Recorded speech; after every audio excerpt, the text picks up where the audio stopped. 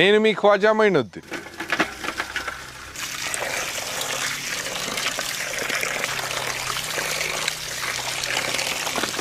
Nizami mutton masala.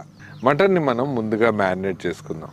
Marination process start చేయడం కోసం దీంట్లోనే మనం పెరుగు యాడ్ చేద్దాం, పసుపు, ఉప్పు, కారం యాడ్ చేద్దాం, అల్లం వెల్లుల్లి పేస్ట్ యాడ్ చేద్దాం, నిమ్మరసం కూడా యాడ్ చేద్దాం, ధనియాల పొడి, జీలకర్ర పొడి, ఇంకా గరం మసాలా కూడా యాడ్ చేద్దాం, స్వచ్ఛమైన నెయ్యి యాడ్ చేద్దాం, పచ్చిమిర్చితో పాటు పుదీనాకు సన్నగా తరిగిన కొత్తిమీర కూడా యాడ్ చేద్దాం. వీటన్నింటినీ ఒకసారి చక్కగా కలిపేద్దాం. అన్ని మసాలాలు ముక్కలకు చక్కగా పట్టేంత వరకు కలిపేశాక దీన్ని ఒక గంట పాటు పక్కకు పెడదాం.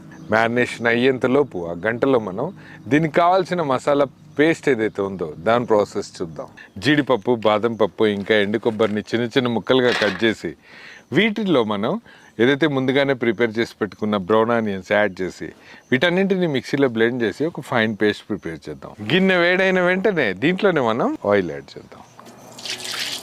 లవంగాలు, యాలకులు, పట్టా యాడ్ చేద్దాం. ముందుగానే మ్యారినేట్ చేసి పెట్టుకున్న మటన్ దీంట్లో యాడ్ చేద్దాం. మిక్సీలో బ్లెండ్ చేసేటప్పుడు జార్లో మనం ఇవన్నీ ఇంగ్రీడియంట్స్ యాడ్ చేశాక దీంట్లోనే మనం కొన్ని వెల్లుల్లి, దాంతోపాటు అల్లం కూడా యాడ్ చేసి బ్లెండ్ చేద్దాం.